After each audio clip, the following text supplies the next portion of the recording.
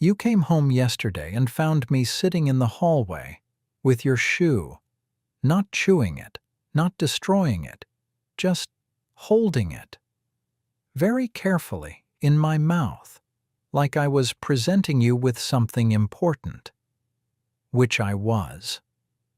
You looked at me. I looked at you. You said something I interpreted as a greeting. I wagged my tail and held the shoe a little higher. You've never fully understood this moment. Let me explain it to you.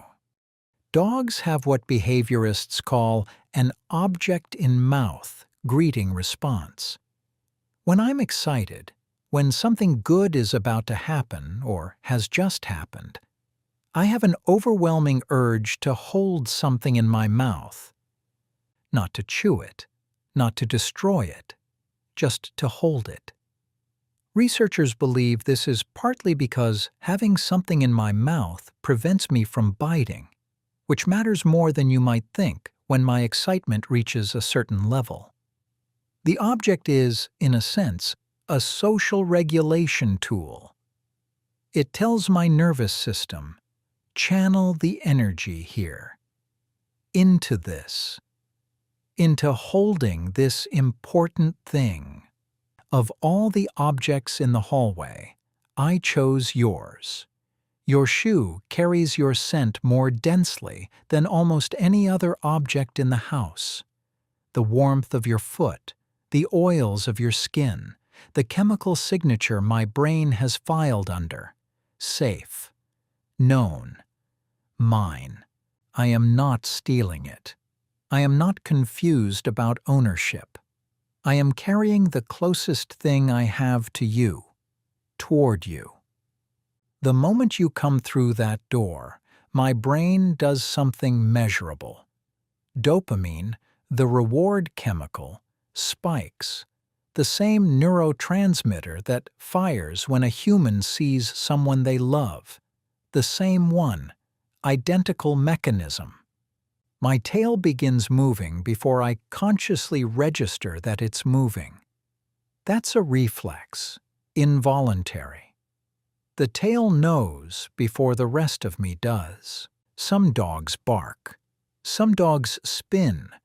Some dogs jump. I carry your shoe because picking it up and bringing it toward you is the closest thing I have to saying. You left, and now you're back, and that is the best thing that has happened today. Your shoe is not random. Your shoe is the answer to a feeling that has no other outlet. Here is what I cannot tell you. I cannot tell you that I missed you. I don't have those words. I don't have any words. What I have is a nervous system that spent the last several hours registering your absence as a gap in the data, something missing from the room. The particular quality of silence that your presence, when it's here, erases. And then the door opened, and the gap closed. And the only thing I knew to do with that was to find the thing that smelled most like you. I'm not confused. I'm not playing. I am telling you something, in the only language I have. The shoe is by the door now, where it always is. I know where it is. I know where all of them are. I know which ones you wear on days when you come home quickly, and which ones mean a longer absence. I know the sound your particular shoes make on the pavement outside, 3 seconds before the key goes in the lock. I am, in some ways, an expert on your shoes. This was not a course I enrolled in. It is simply what happens when someone matters enough that every detail of them, every scent, every sound, every object they touch, becomes data worth memorizing. Tomorrow you'll leave again. I'll be here. And when you come back, I know where the shoe is.